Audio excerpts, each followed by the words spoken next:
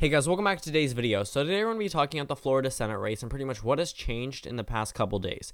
So I've been complaining for a very long time for the lack of information for the Florida Senate race and the more attentive nature that polling companies love to have on the governor's race for whatever reason, because it probably would cost the same amount and they could just slap a Senate question on there and it would give us more data. So for a while, there wasn't as much data as you might expect for something as contested as this race. If we go back to all the polling before, there was polling taken from last year, polling that really doesn't matter for this general election, but leading up into it, there were polls taken weeks apart. And yes, some of these are back-to-back, but pretty much we went days without seeing data, whereas we saw data from other races that weren't as important or as contested as these races. So right now, when we look at this data, we're going to see what pretty much occurred over the past few days. If you look at the data from March, there were pretty much the same consistent averages for either Nelson or Rick Scott, mainly because of the fact that there was failure to provide more data from polling firms. If you see these long lines, that pretty much means that there were no new polls taken for a long time.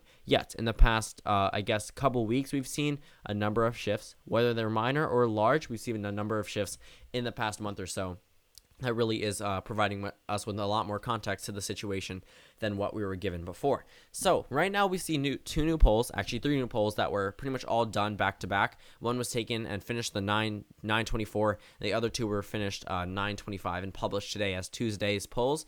And they're all good news for Bill Nelson. So Scott pretty much led before. Scott +2, Scott +1, Nelson +1 from Rasmussen reports, which was pretty interesting to me.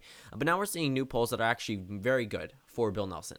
There was a tie, which pretty much means the race moved from Scott +1 down to a tie, and now it's to Nelson +7 and Nelson +3. This is a poll from Quinnipiac that shows Nelson +7, and then a poll from NBC News that shows Nelson +3. So the overall average has moved from going to, not even 2 days ago, actually a day ago, that showed Scott +0.3, now to Nelson +1.1. And it all comes down to the polls that they do take, because they do get rid of some after the same polling firm comes out with a new poll. For example, Quinnipiac had a tie that was previously counted and is now counted as Nelson +7, which definitely did boost his numbers. But there has been a pretty much weird turnaround in the state of Florida for this time being. Bill Nelson has actually outbeat the Democratic governor nominee in the 2018 governor race, which is pretty interesting because Bill Nelson typically underperforms him, and many people do think that this governor's race will lead Bill Nelson to a narrow victory, just dragging him across the finish line.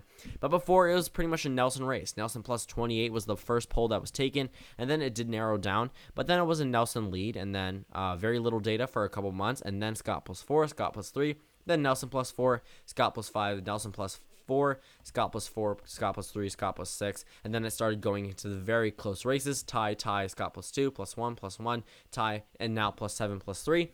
And that's pretty much the largest lead any candidate has had in the Nelson +7 poll since all the way back to, April of this year. Actually, that may not be April of this year. That may be April of 2017. That Gravis poll shows Nelson had by +28, but that new +7 poll has pretty much beaten every lead from either Nelson or Scott in any of these polls. So that's very interesting to see that type of result. Now, Nelson leading by 1.1% definitely shifts this race into the favor of the Democratic Party. Before, it was narrowly in the favor of the GOP. Now you can pretty much make a much better argument for why Bill Nelson would lead. The sudden shift, for whatever reason, it could be the president, it could be Rick Scott, it could be Bill Nelson finally campaigning, whatever it may be, the shift has favored the Democrats, and it has occurred. Now, with new polls coming out every single day, and probably more more attention to this race because of the contested nature, we're probably going to see more polls that probably conflict with what this video is saying. Now, keep in mind, this video is taken on Tuesday, September 25th, with new data out that has pretty much shifted the way that I view this race. Yes, this race is a close race, but I would never expect a +7% lead from a polling firm that is as established as Quinnipiac. Maybe from something like an analytics company that takes online polls, but probably not from Quinnipiac, or NBC News with a Nelson +3 lead, which is the largest lead that was taken all the way back to August. So again, two new polls that are pretty good for the Democrats there. That tie takes away from the lead of Rick Scott, but overall these numbers are rolling in for the Democratic Party. Again, these can change overnight, but it's just very interesting to see these results. Now, looking at the governor's race, we're going to move over to the governor's race in the state of Florida. Not much has changed, just pretty much the lead has been consistent. Gillum +5 in the most recent NBC News poll. He has led +6 before, so it's not too great of a lead, but it's still a lead. +5 in a race that currently is held by a GOP governor who's very popular is always something to note, especially being a progressive Democrat, a certain type of progressive Democrat in a pretty Hillary Clinton type establishing Democrat state. So looking at these numbers, Andrew Gillum is doing phenomenal. You can't say the same thing for Bill Nelson, but it's always interesting to see the results pretty much come around the same in both of these races. These races are going to be very contested. There's a reason why both of these races have remained toss-ups, even with consistent leads amongst the Democratic Party. Same thing went for Arizona, which I'm making a separate video about in just a couple of minutes, where Kirsten Sinema, sure, has led in a number of these polls, but there was not a single time where it was in the leaning or likely Democratic column or safe Democratic column.